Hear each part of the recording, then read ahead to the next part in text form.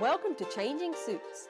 We're your hosts, Bal and Taj, discussing the latest news, views, and general life for us Western Asians. Follow us on Instagram and Facebook, changing_suits, and subscribe so you'll never miss an episode.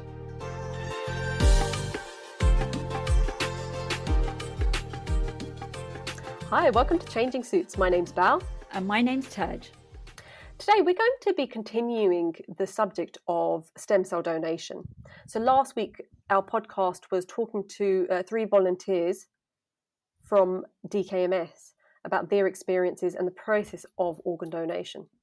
And obviously from the social media I've done a diary which you can catch up on as well.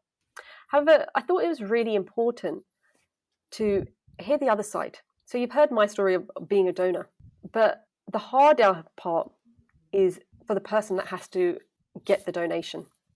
So today we have been honoured to be joined by Kirpa, who is the mum of Veer. Her son received a stem cell donation.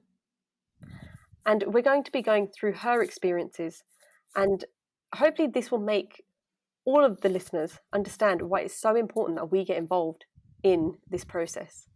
So firstly, Kirpa, could you introduce yourself and tell us a bit about yourself? Hi, my name's Kirpa. I'm a pharmacist, live in Northwest London, and up until I guess 2019, just a normal family. I have a daughter called Suhani, who's now 8, and Veer, who's going to be 6 soon. Just a normal family until, like I said, 2019, where everything changed for us. Can you tell us a bit about, 2019 was just a few years ago. We all have that ideal of, living a normal life, going to work, coming home, the kids driving us crazy as usual, and just the normal things that we do. However, what happened in 2019? Yeah, like you said, we were just so happy. Everything was brilliant. But back in 2018, around Christmas, that was like Veer's first winter in nursery. He kept falling ill, but like most kids would do at that age, he was 2 then, kept falling ill, really tired, lethargic, just wouldn't sleep well at night, which was normal for him. So we didn't think too much of it. But his nursery would kind of always say to me, "Oh, we're a bit more worried about Veer. He always seems, really tired in nursery as well. Maybe you should just get his blood tested." So we thought, yeah, maybe he's anemic or something because we're vegetarian. Got his blood checked, and the GP said, "Oh, all his platelets are low. Some of his blood results are low. Maybe it's because he's had a viral infection, and let's retest it in 3 months and see in a month or something, and let's see what happens. It might have improved by then." We rechecked it again, still equally low. So then they referred us to our local hospital, who, a few weeks gone past, and we finally got an appointment with them. And they rechecked, and they checked him over, and they said, "Oh yeah, something is wrong here. But we're not sure what, so let's refer you to Great Ormond Street Hospital, which is a very well-known children's hospital." All this time, we weren't really worried. We just, because he had bounced back, he was like a normal, now then 3-year-old, and we just thought, oh, maybe it's something that he had. That's maybe just a normal for him in his blood counts, but it doesn't necessarily mean anything because he's fine. We couldn't see anything wrong with him. And so we kind of pushed it to the back of our minds, waiting for this Great Ormond Street appointment. Finally, we got this appointment, and they did a few blood tests, and then a few blood tests went missing, so we had to redo them, and it all just took a bit more time. Can I just ask, Kirpa, on that point, Yeah, one thing that we find is, going from the start of the whole thing where you go to GP to getting an appointment with anyone, yeah, as we know, the NHS is under stress. How long did it yeah. take you between going to the GP and then getting your hospital appointment from Great Ormond Street? So we first went to see the GP December 2018, and it wasn't until July 2019 that we finally had our first appointment with Great Ormond Street, and then his diagnosis was August 2019. So it took a good amount Nearly of 6 time, months. Yeah, nearly 6 and months. this was pre-COVID, right? So And actually, when we got the diagnosis, we were one of the lucky ones. If you speak to other patients who have got his condition, we actually found out quite quickly and quite straight. Ours was quite straightforward compared to other stories that we've heard. But obviously, when you're going through it and you're waiting this many months to hear this, you think, okay. But basically, Great Ormond Street checked his bloods, and in 2019, we got this diagnosis that he's got this condition called Fanconi anemia. And like I said to you, I honestly didn't think anything was wrong with my son. Even though there was these investigations going on, I didn't think it was anything significant because he was completely fine. Can I just repeat? Did you say, I didn't get the first word of anemia at the end of it? Yeah, it's called Fanconi anemia. Okay. I mean, just the fact that it's called anemia, you think, okay, iron deficiency, being Asian, being vegetarian. Yeah, but it's very, very different actually. Mm. Um, So when the day that we got the diagnosis, because I thought we were just going to go to the hospital, they were going to tell me, oh, his blood results are okay, or we just need to do a few more tests. And it was summer holidays. I just thought, oh, it's no point my husband taking some time off work. I just went to the hospital with my two kids, and just thought, oh, we'll go to the appointment and then we'll go and do something in town.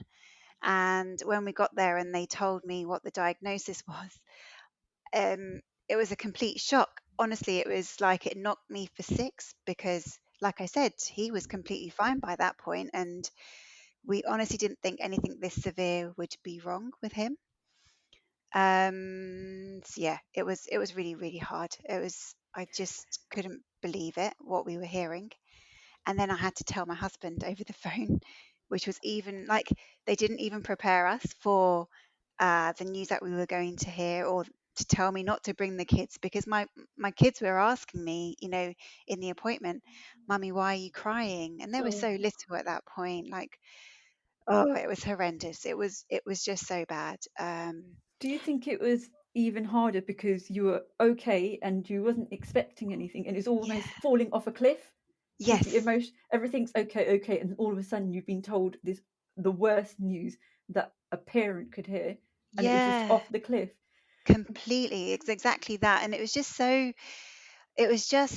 when you're not expecting it, it's literally like knocked me for six. That is literally what I felt like. I felt like everything around me has just shattered, and you never think this is going to happen to you, right? You hear all these stories and you feel for all these people that you hear these stories for, but you never think that your complete, like, your world is going to get shattered so badly. um it was really tough, and that was the start of difficult times for us as a family. Because it is a case of, oh, it will happen to the other person, not to us. Yep. Yeah. And for days after, that's all you keep thinking is, naturally you think, oh, why us? You can't believe that it's happened. Like, it just took a while to come to terms with the fact that this is happening to us. Like, this is our reality, and our life has been turned upside down. Do you think there was an inkling of, because he was feeling well, you were like, maybe they've got it wrong? Yeah, Or yeah. We spent a lot of time then researching it. We've never heard of what Fanconi anemia is. So our consultant had told us that this is so rare, like only 1 in 100 families in the UK have it, have this condition. And it's a genetic condition. So again, it's something that me and my husband, between us, have obviously passed down to him, and he's the unlucky one. So, Kirpa, can you just explain what the condition actually is? Okay, so he has a condition called Fanconi anemia. And although it sounds like it's a type of an anemia, and maybe you could fix it with supplements, or it's not. It's far worse than that. It basically means that his body, everyone's body has DNA damage, like it happens naturally, but your body can repair that damage. But for him, with this condition, it means that the DNA damage that occurs doesn't get recovered. It just remains damaged. So it can damage a whole lot of different areas in the body. It can cause lots of different problems.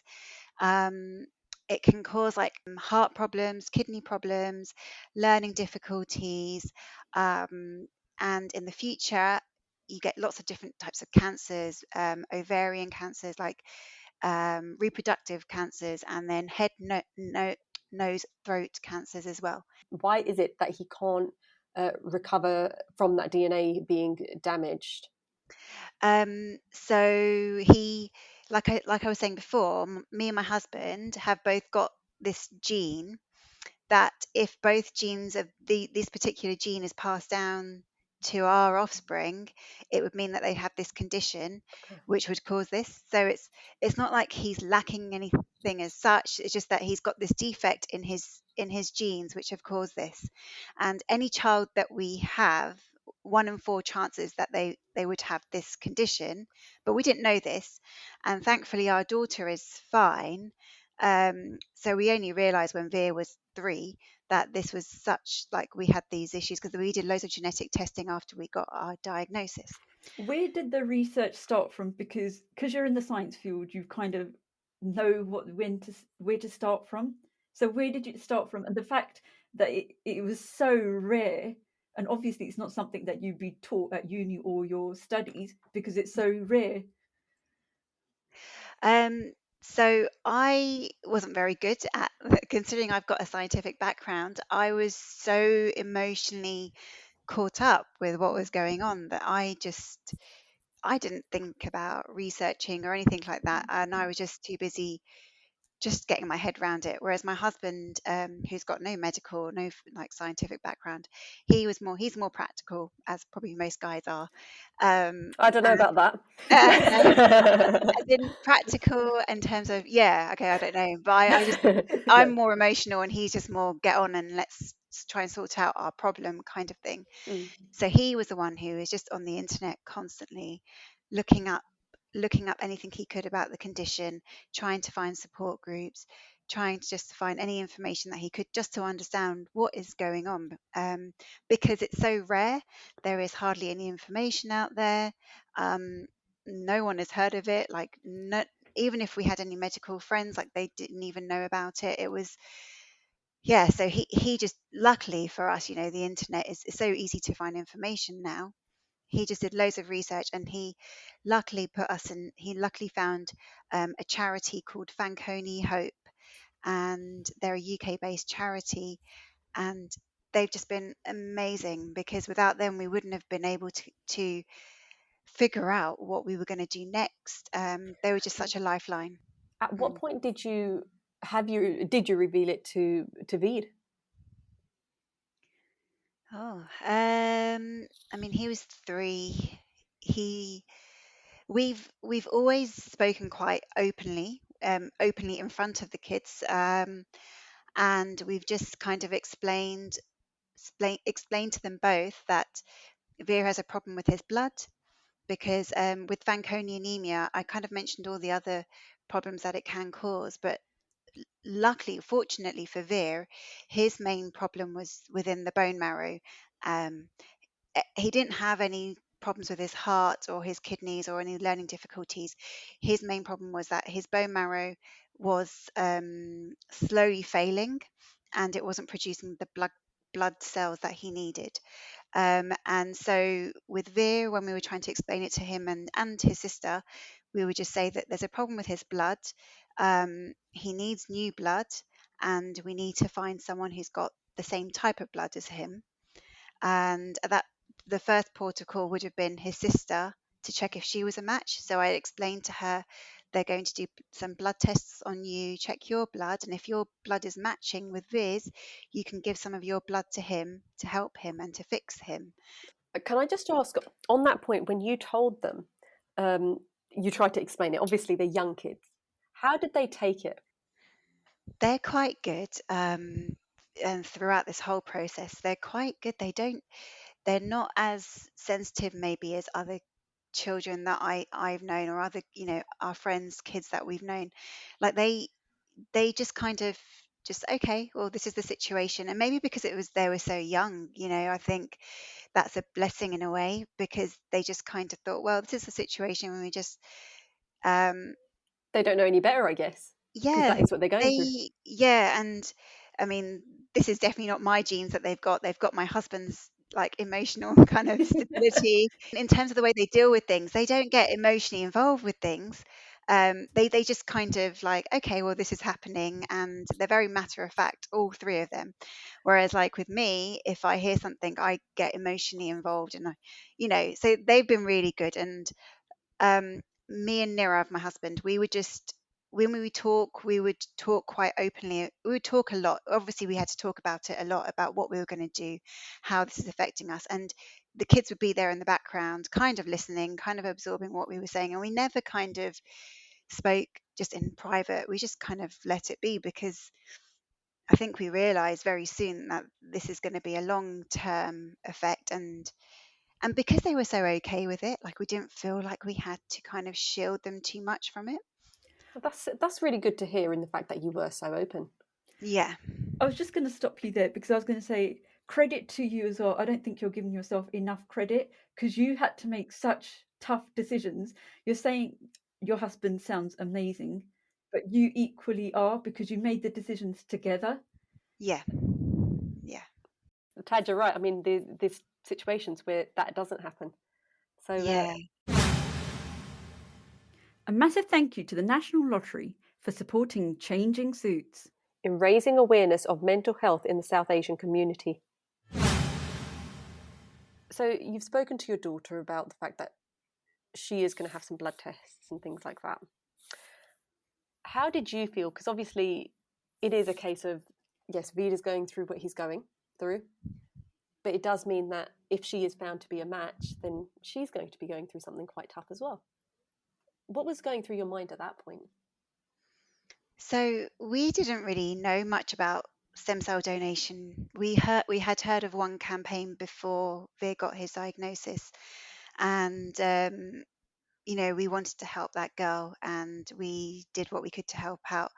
But we didn't really understand what it meant, what it entailed. We never really looked into it because you don't really tend to unless it's really affecting you. So we had to quickly learn what it meant, and we spoke to a lot of the people at DKMS, especially the Midland Hub.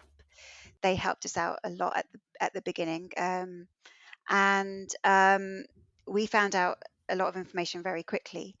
And then when we were told about what the process involved, I think the donation part, like we were not so worried. So if my daughter was to be Veer's match, like I didn't think I can't remember feeling worried for her. Probably a little bit, but we have heard the donation process isn't that bad. I think later on we probably heard a bit more detail about it, and maybe our view might have been a little bit different. But I mean, you could tell us, I mean, how it was for you. I I mean, was going to say, I mean, we've discussed this, and you're right. I mean, compared to what Ravid went through and you went through, it's yeah, nowhere near what you would have gone through. yeah, It is relatively quite an easy process. yeah. And I mean, I think just because Veer and Suhani as well, like they they were just brilliant. Veer especially, I mean, the number of blood tests he had to have, he was really good. He was a 3-year-old boy, and he was just brilliant at like having his blood test. We were very lucky that he's not fearful of needles, and he was just fine with it. And I think we just thought, well, if we have to do it, they will be okay.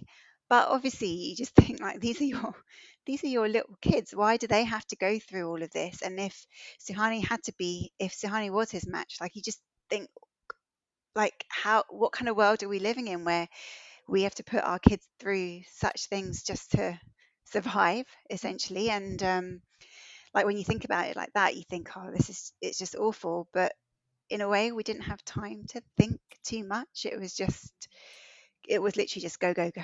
So, what was family on the day-to-day life like?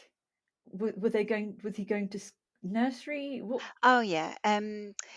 He like thankfully things didn't initially didn't change so much. So we found out in the summer holidays, and from September they were both back to school. And I was a bit worried, or how will this affect him, and if he was to get any infections, or do we need to worry? But I think his blood counts were not low enough to worry about that. And in fact, we were again, fortunate that we had a head start in that we were not in the danger zone. His bone marrow was failing, but it wasn't in bone marrow failure yet. And our consultant predicted that we had like another 2 years or so before he needed his transplant. So he was kind of safe in terms of going back to school, and Suhani could go back to school. So all that was pretty normal. And we know, so from September, life had started to get back to normal, although we had this, added burden. Things changed just kind of more recently. So luckily, they didn't miss too much school. Do you think it helped that he was going to school and it was almost Yeah. normality still carrying on? Because if it had been a different situation, then it would have been tougher. Yes, definitely. I Mm. mean, just obviously since COVID and when everyone had to be at home, that kind of made us see how difficult it would be not to have that normality of going to school. And and I knew that if he's going to go for his transplant in the next couple of years, he's going to miss out on enough school at that time. And literally all I wanted, I think you kind of then start appreciating the little things, the simple things, right? Like that's all I wanted was him to have as much of a normal upbringing as like other kids his age. Like he's only 3, he was only 3 then. I didn't want him to miss out on anything that other kids were doing for as long as possible. It's interesting because when you're living a normal life, especially being Asian, you try to push your kids, do more, do better, go to this club, that club, because you're going to be, a top professional at everything. But when you get a health diagnosis, which is so serious, you don't push. Do you know what? I want these simple things. I want you to go to school. I want you to be able to eat okay and do what you want. Just the simple things. It is amazing as to when you bring it back down. And we've gone through very similar things because we have had health issues within our family, and that's exactly what it is. Walking, talking, the things that you don't think about. It really brings it back into light as to how important these things are. Yeah, and also, I mean, for us as a family, so with Veer's condition, the letter that we were given by our consultant, like a leaflet of what this condition is about, the first line is, it's a life-limiting condition, and most people with this condition don't make it to their teens.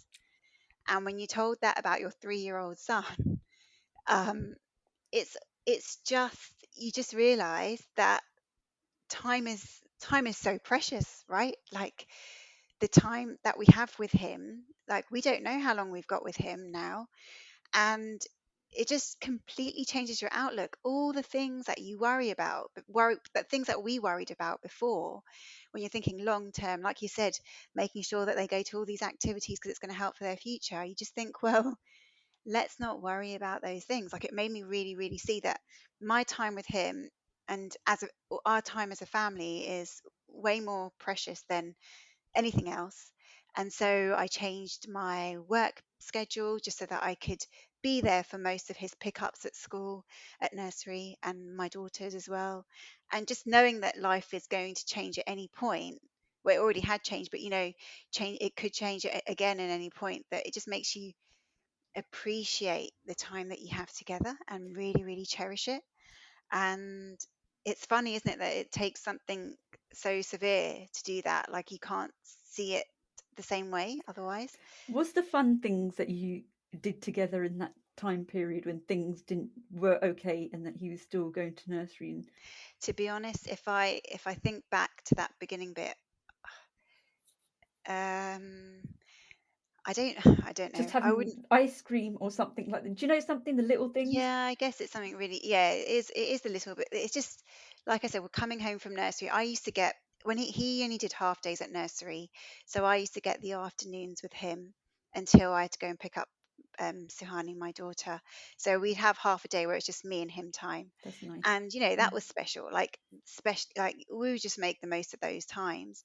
But like when I think about that now, that whole period, obviously there's this whole burden, and I have come away a completely different person. Like I would never say I was like a fun loving person, but I feel like I've had the opportunity, the feeling of joy, and I think that's taken out of me. Like, no matter what we're doing, no matter how much fun we would be having, I don't know if I can feel that joy like I used to, because this has just taken over our lives. And so honestly, I feel like there's just been this grey cloud over us um, this whole time. And that's just me. I mean, my husband wouldn't think like that. He's quite just like, he lives in the moment and he's quite good, but it's quite difficult to even enjoy the nice times as you would have, basically. I mean, I think as a mother, we're emotional anyway. yeah. Follow us on Instagram and Facebook, changing_suits, and subscribe so you never miss an episode. Between the time that you obviously got the diagnosis and were told that you would have a few years before you had to consider the stem cell transplant, what was Veer's health like between that time? We were really, really lucky. He had to have these blood tests every 6 weeks to 2 months, and that was it. I mean, he was fine for the first year or so. Nothing major was going on, so it wasn't a big, like, it didn't really take over our lives in that way. We'd have the odd hospital appointment, but that was it. He had to have these, it's called a bone marrow aspirate. So they would check his bone marrow just to check how his bone marrow is getting on and its function. But that would just be maybe every 6 months or something. What did they And do? What did they do for that test? so for that one, they put him under general anesthetic, and they kind of just get a sample of his bone marrow, which is in the hip bone. Can I just And say, just in regards to that, you say it's just this, and you've made it sound like it's a very small thing, but obviously that's because of how much you've been through. yes, probably. But it must have been obviously quite Oh my as you're gosh. going through it. Yes, the first time, obviously, when it happened, I was in bits, because it was, you see your son being put under general anesthetic, and then you're just wondering how long, you got to wait an hour or so before he's had this procedure, and then comes back out, and then you just need to check he's all right, and you hear about all the things that could go wrong when you're signing the consent form, and the whole ordeal was quite terrifying. But I don't know. I think, throughout everything that he's had to go through, he's been really strong. That's helped me, because, if you've got a child who is really upset about everything that happens, I think that makes you feel more upset. So that the fact that he was really good has given me strength, but also I surprised myself. Like, I was just like, this has to be done. Let's just get on with it. Trying not to get too caught up in what was happening, and just kind of taking each stage um, as it came. And so it wasn't too bad, I think. Like, and then I think you hear about all the other stories, because then we got to know other patients and what they've been through, and you just kind of keep. We were quite lucky, we always kept thinking things could be a lot worse, and we just tried to stay positive throughout the whole thing and just focus on the good things that we had. So for the first year or so, it wasn't so bad. But the problem we had was, because actually Veer's sister wasn't a match for him, and there were no matches on the actual register, the stem cell register as it stood. We had to do a lot of campaigning, so that took up all our time. Like, we spent a lot of all our free time campaigning to find Veer a match in the time that we had. Did you find out about whether there was a match at the start of the process, at the start of Yeah, those 3 years? So it was yeah, always in your mind, okay, we need to find a match within we've got a few years where we can look yeah, for it. yeah. Okay. So in August we got the diagnosis. By October we found out that none of us were a match for him, and which is really bad news on our part, because we knew that if that's the case, then the process was going to be a lot harder. And actually in October they also did a search on the registers, the worldwide registers as they stood, and we didn't have any good enough matches as well. So we knew from October of that year that we not only are we coming to terms with this situation, we know we're trying to deal with it all, that we have to now take matters in our own hand and campaign. And so, although Veer didn't have a lot of treatment in the initial stages, it was the campaign side of it was the thing that really that just took over, and was the thing that caused the most, like, was emotionally draining. It was just constant. uh, we would lead our normal day-to-day lives, go to work, take the kids to school, whatever, come home, and then as soon as the kids are in bed, we'll be up till midnight, 1 o'clock every day, just doing what we can to try and get this campaign together.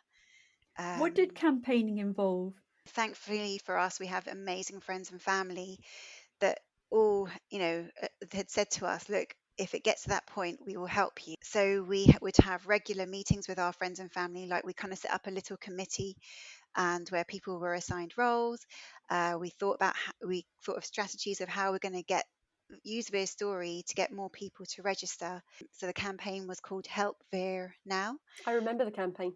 I remember it. And this Okay, was great. prior to Oh yeah, me. you had said, yeah, This yeah. is prior to me even, going through the swab and all that sort of. I do remember your campaign. Okay. Yeah, I mean, it's great that it reached so far. But we were novices, like, we didn't know anything about this. So we just literally just we spoke to DKMS and Anthony Nolan and lots of people who have been through it, and just tried to get all the information and ideas on how to take this forward, to use social media to our advantage, and put all the bits together of, like, how are we going to share our story in the way that it's going to kind of pull on people's heartstrings and make them think, okay, we need to register. Is it always the family that has to do their own campaigning? Is that always the case, or? No, so I think, DKMS and Anti Nolan, the charities, the stem cell charities, they do a lot. They'll put the word out there, but I think they they're kind of the circles that they kind of reach are probably people that they've already reached to before. And they do try and like put it into, advertising and or the media.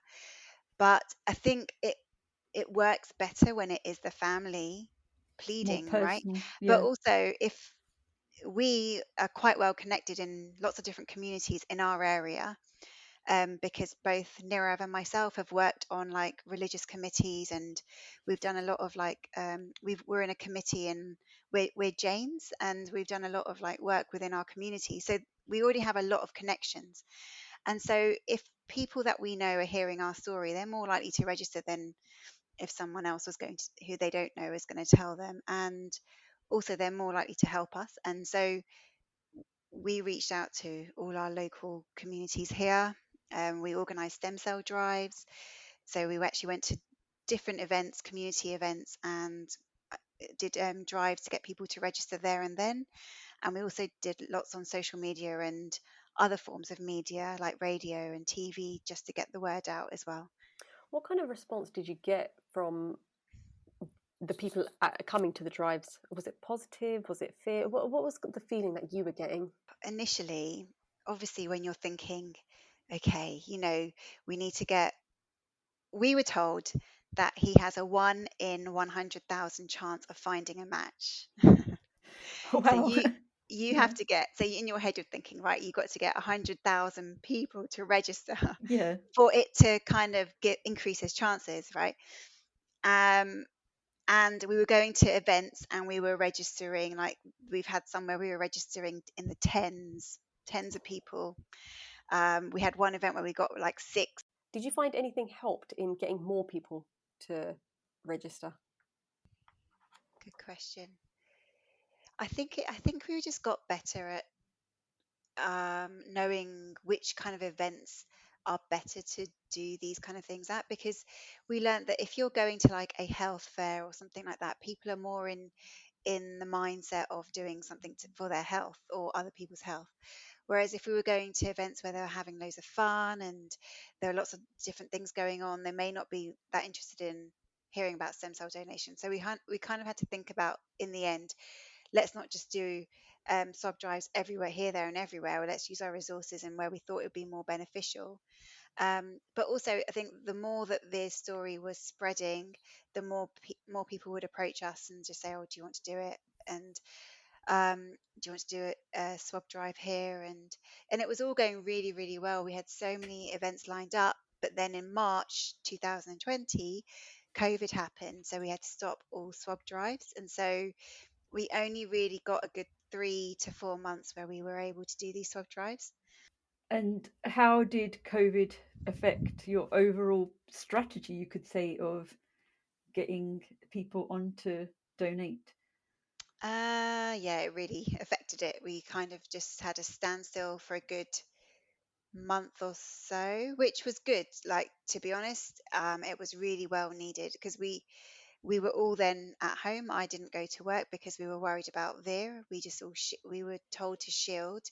So we had pretty much a good, month to 6 weeks where it was just the four of us at home and having the family time which we always wanted, which we kept moaning that we weren't getting it because we were busy campaigning. So the fact that the campaign had to take a bit of a pause was a really good thing. I think we all just needed that. So in some ways it was a blessing, and then we kind of kick started everything again from like May, where someone got in touch with us and they wanted to organize a virtual extravaganza, Wow. and they had a whole load of different acts, different, because everyone was like in that industry of entertainment, a lot of people were out of work.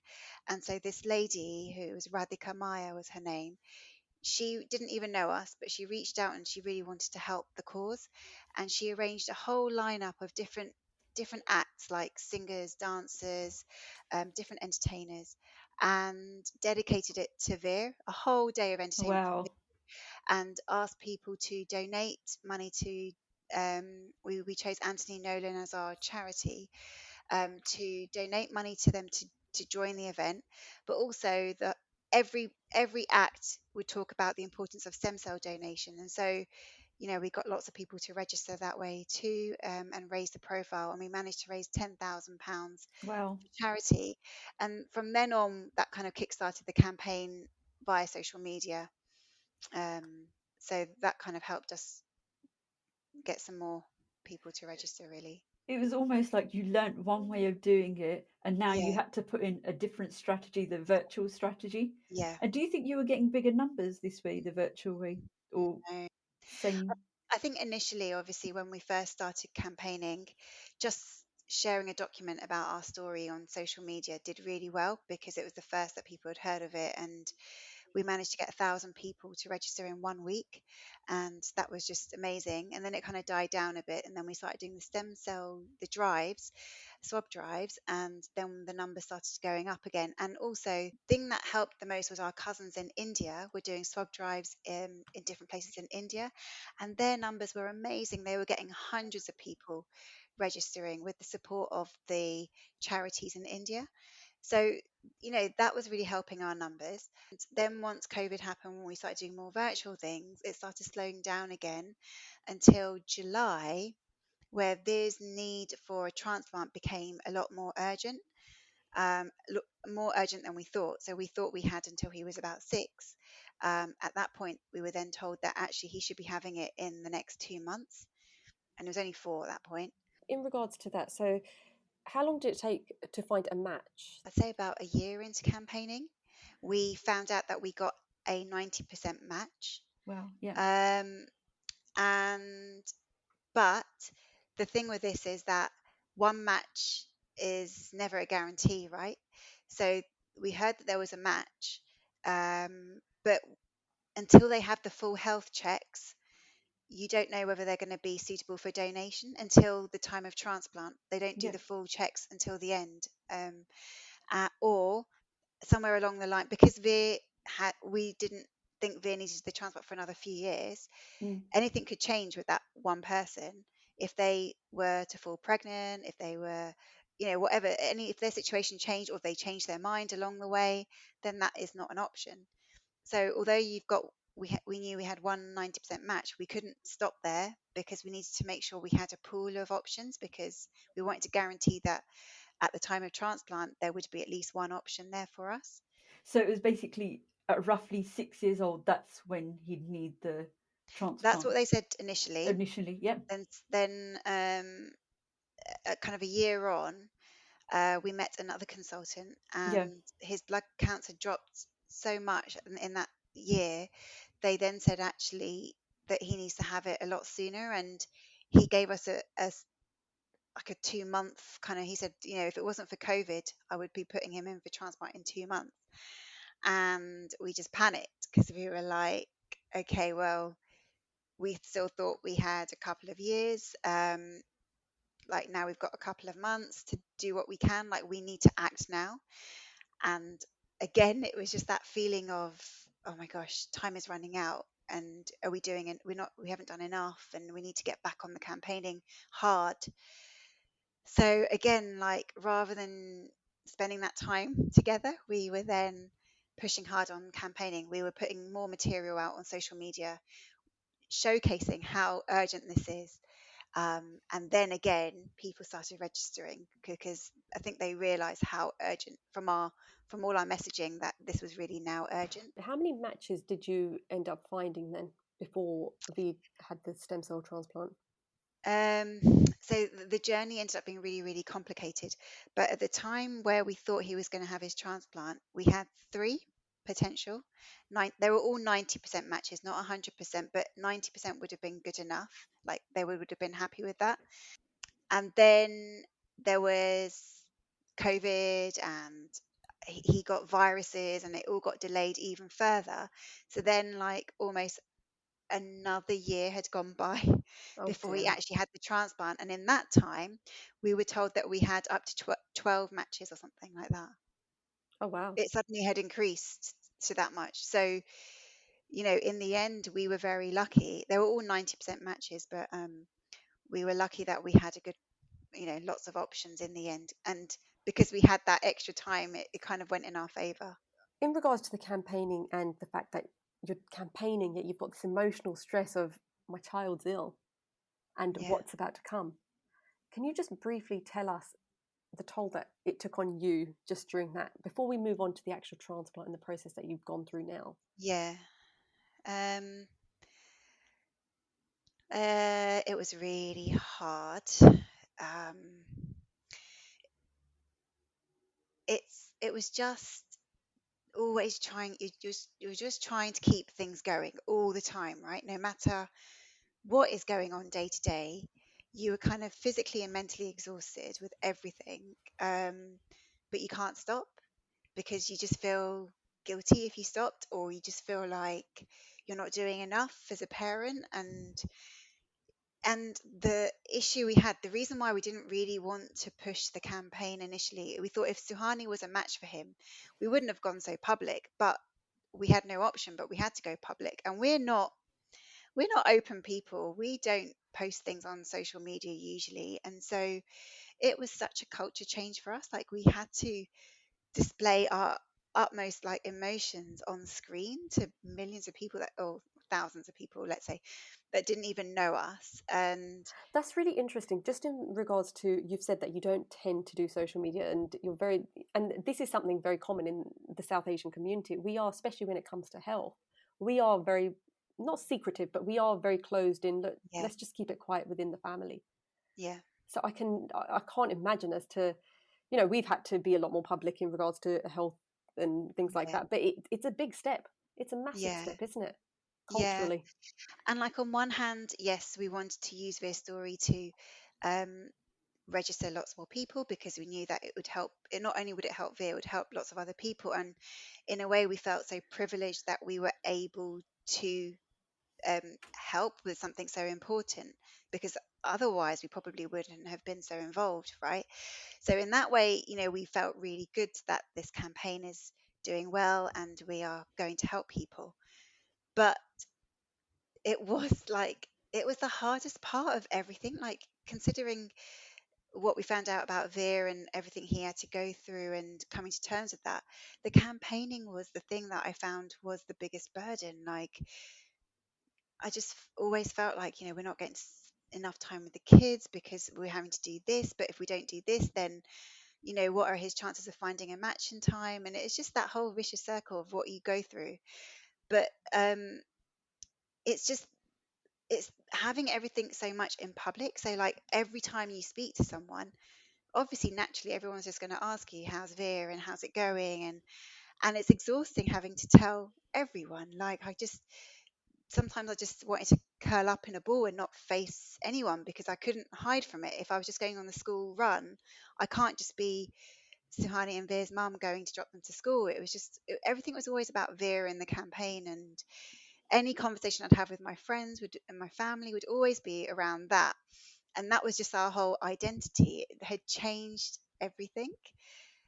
And even now, it's like sometimes I feel like that's all we talk about, and that's all that people want to talk to us Mm. about. And like, this isn't just all we are, but it has just become us.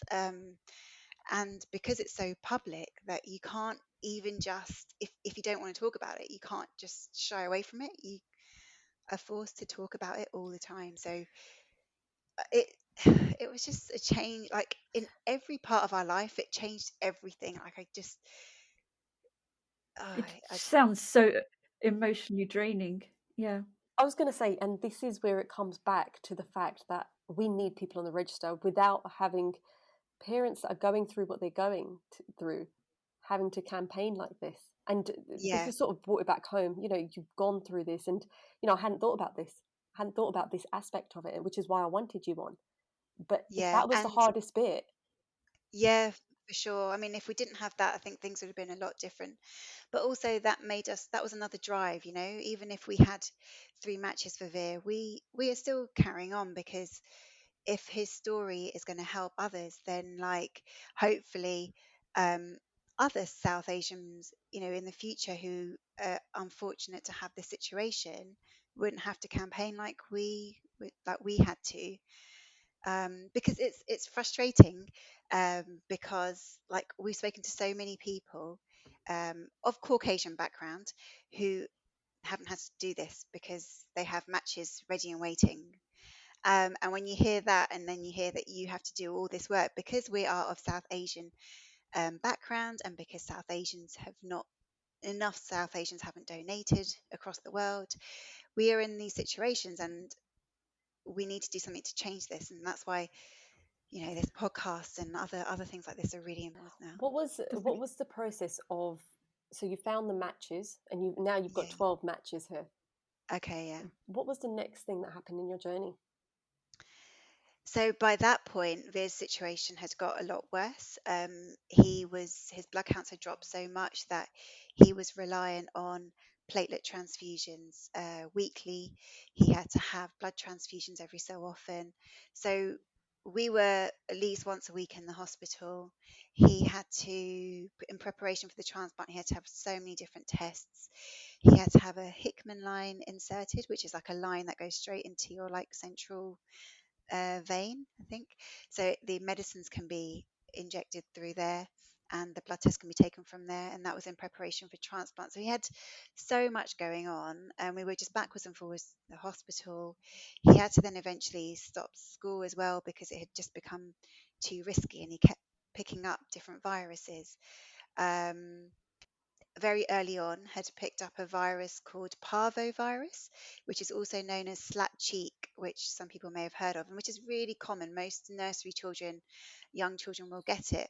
But for him, his this virus sat in his bone marrow for a good part of like over a year. And because of this virus, we lost out on alternative treatments that we wanted to do for him to help prolong the need for the transplant. We looked into so many different treatments alongside campaigning of ways that we could avoid the transplant, because the transplant is not an easy process. And also, it adds lots of extra cancer risk to him, which he already has the risk of cancers anyway. So we wanted to avoid transplant. So we looked at all the alternative treatments, but he had this virus, which meant that he couldn't have all sorts of treatments, and it took so long for his body to clear it. In the end, he had to have lots of other treatment to try and clear this virus quickly so that we could get to transplant, because his need for transplant became very urgent. And with a combination of COVID and him picking up all these viruses, it just meant that it just kept getting delayed. And we just didn't want him to be around school, around other people, so we just kept him at home. So to be honest with you, that that part was the hardest part in terms of his like medical condition, and in terms of the stress of his condition, because we knew that he needed his transplant urgently by that point, but we just couldn't get him there because he just kept picking up viruses, or COVID got in the way, or just lots of things. And no matter what we did, we were ready for transplant so many times, and it was pulled away from us. So the ups and downs that we had dealt with in the lead up to transplant, in my opinion, was actually far worse than the actual process. So we've got to a stage where he is ready for the transplant. Can you talk us through, because you've just said, going through those ups and downs that you did go, so close, then so far, then so close. What was the actual transplant like? What do they do? What does it involve? The transplant, so with the transplant, you get admitted about a week before the actual transplant happens, and for the week before, you have a period of, it's called conditioning regime.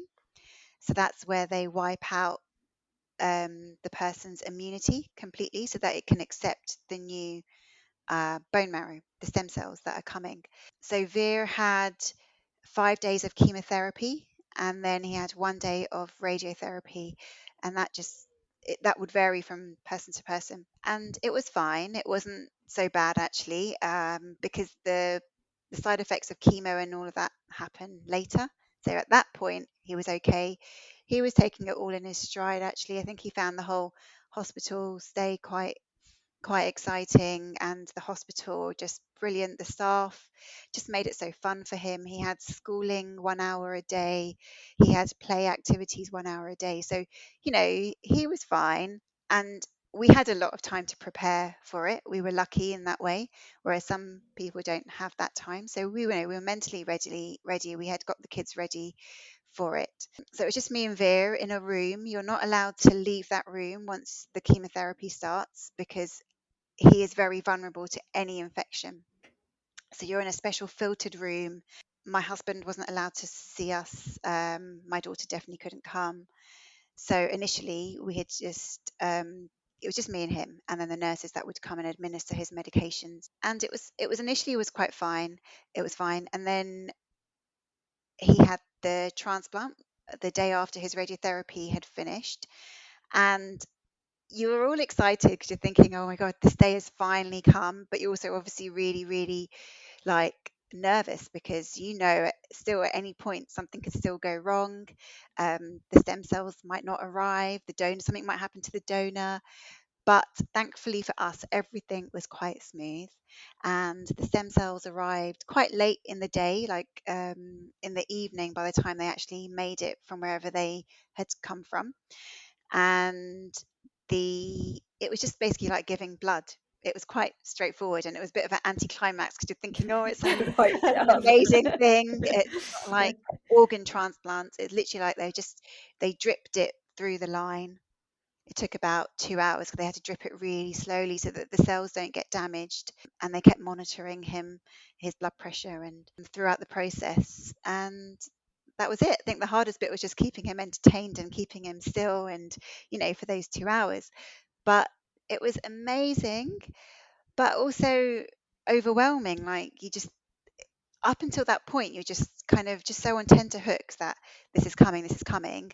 When it happens, I think that's when you start processing, oh my God, we finally got here. Like, because it had been such a journey to get there, we had finally got there. And that whole night, I couldn't sleep, but all I could do was cry and just think about everything. It's just like you just kind of have a flashback of everything that's happened up until that point, and process this has finally happened. I mean, my husband, we were talking at night after it happened, and because he couldn't be there for the actual thing, but we were just like,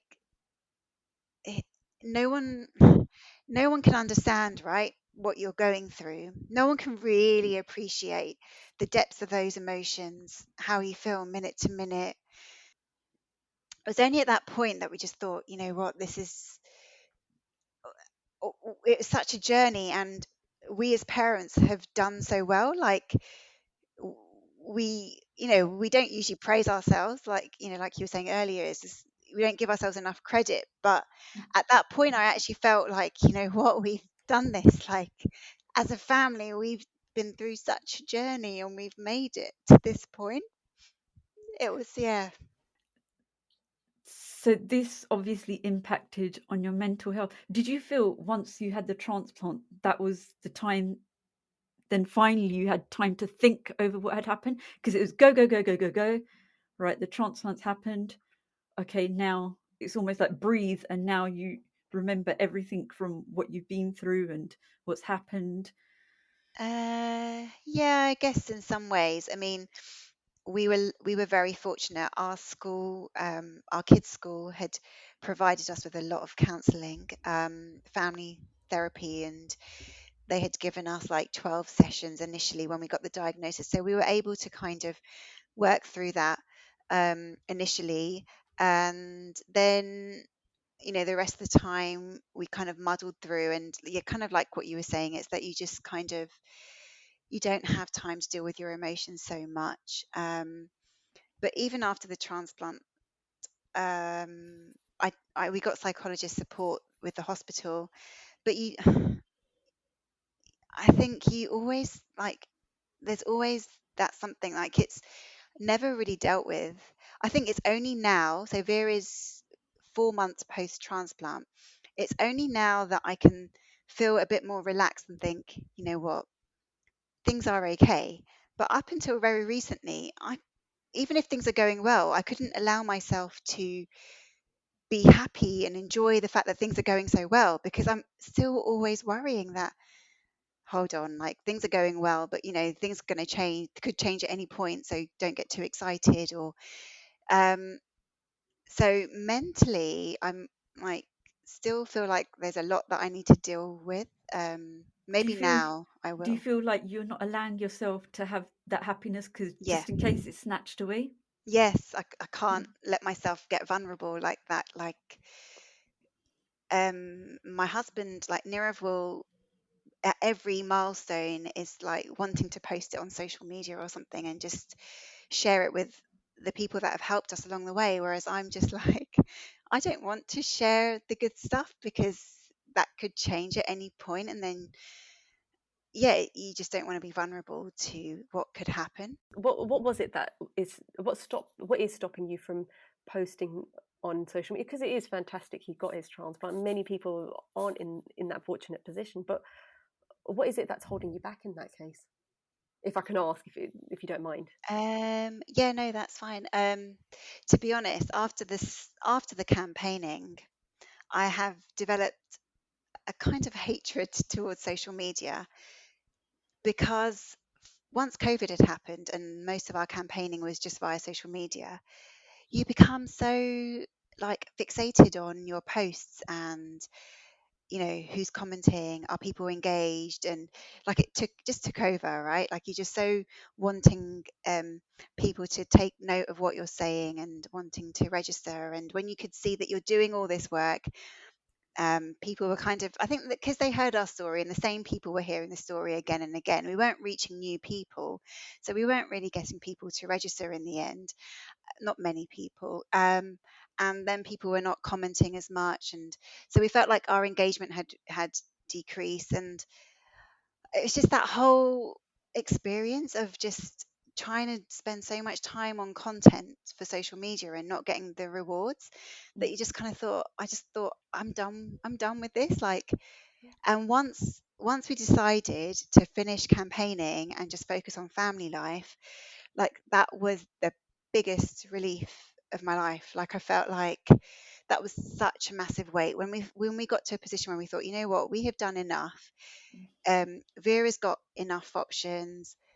We have done enough to try and, like, we can't beat ourselves up anymore about not doing enough. Like, we have done enough, and we can. mm. It's okay to stop here.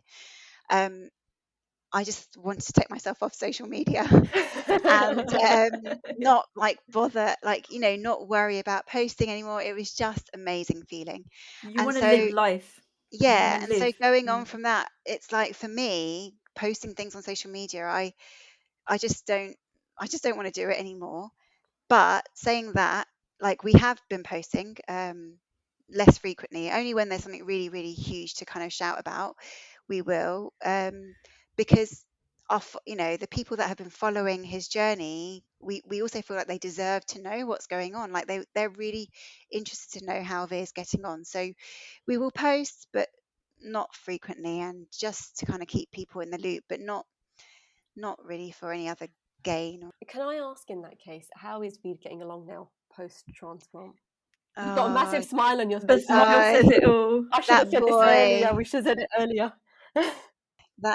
this boy, he is like, he is such, he's full of real strength. Like, he is so good. We, okay. I mean, I don't know how much you know about stem cell transplant, but there are some real horror stories out there. We were built up, we had built ourselves mentally to be prepared for the worst. And I've heard people have such horrendous stories. I'm on like Facebook groups for bone marrow transplants, and you hear it all, right? Just so that you're prepared and you know you're prepared for the worst. We were so lucky. The whole transplant for us has been very, very smooth. I think Veer is one of those cases that is like a unique case in that we thought we would be in hospital for at least 2 months or maybe 3 months if we have complications. We were out within 4 weeks because things had gone so well, and he had the new stem cells had worked so quick that he recovered quicker than they anticipated. Any side effects he had from the chemo, he recovered because his body just started to fight back. So he had 1 week where it was particularly bad. But other than that, he sailed through it. And even once coming home, actually, because we had come home so quickly, like after 4 weeks, that had given me the most anxiety because I was like, no, I'm not ready to go home. Like, we were shielded, we were like really protected in our little room with all this filtration where it filtered the air for you. What is going to happen at home when my daughter's going backwards and forwards to school?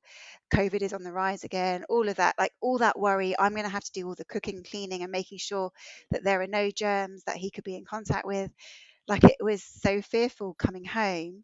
But since we've come home and that transition, everything has been really smooth, and like, touch wood, there's been very, very little complications. So we're 4 months post transplant. All his numbers are looking good. His blood counts are rising. His immunity will still take a while to recover. Like, it's still going to be a good probably 6 months in total recovery. And there's still a while before he can go back to school. Like, we're still pretty much homebound. But he's done amazing. Like, anything we thought could happen, like all the bad things that could have happened, we've managed to avoid God, so he far. sounds amazing in itself. He just sounds such a positive boy. I think that's probably what's Yeah, helped you and your husband and the whole without a process, doubt. because he just sounds so Without a doubt, strong. he is. So what 5-year-old boy can go through everything he's been through, all the chemotherapy? He lost his hair. He had like really bad sore mouth that he couldn't eat or speak for like a week, and still managed to have a smile on his face. Like, he's made of something special, seriously. Do you know what? I think Taj said this earlier. I think you're not giving yourself enough credit. You were you and your husband have done fantastic, and you were in the room having to see what he was going through. And yeah, the transplant may have been a bit of an anticlimax, but it's the fear up to that point, is it? I mean, I couldn't, I can't imagine what you went through from the day one Yeah, up to where you yeah, are now. So yeah. It's so been hard. all It's four of been you, I hard. mean, and all of the people that have helped in your campaign. I mean, like I said, I heard about your campaign, and I don't get out much, and I hate social media myself, so it probably wasn't. I don't even remember where I heard your campaign from. So the work that you've done not only has saved your own son, but it's probably saved so many more. So 10,000 people registered under Veer's campaign, which is just phenomenal.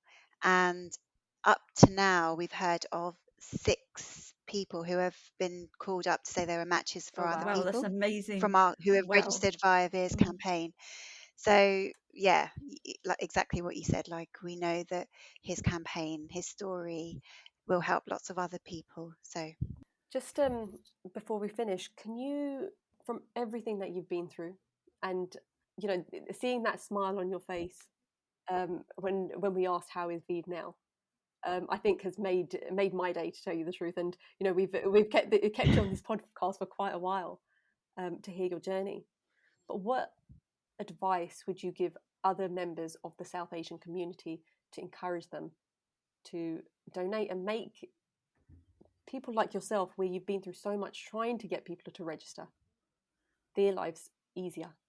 I mean, okay, if you think about the world around us, there is so much heartache. Like, we've all experienced it. I mean, with COVID, I think everyone can relate to all the heartache that we've seen in the last few years. You look at the news and it's awful. Like, how many times have you watched the news and seen the war or anything that you see, you think, how can we help people, right? You just want to. I think everyone has that innate of wanting to help someone. And there are lots of ways that you can help people. But this, I think, if you've not heard about stem cell donation and how easy it is to save someone's life, like, I just think if you know that you can save someone's life by doing something so simple, why would you not want to help other people? In most cases, it's just very similar to giving blood, and there isn't that much involved in saving someone's life. And I mean, if you're listening to this and you've heard my story, we were one of the lucky ones that have found a match. There are so many people we have spoken to that are still searching, and their life depends on people like you registering and doing something so simple to save their lives. So, if you want to do something to make a difference, this is such an easy way to save lives. And on that point, thank you so much for joining us today, Kirpa. No problem. Thank you for having me. It's been fantastic hearing where you are now.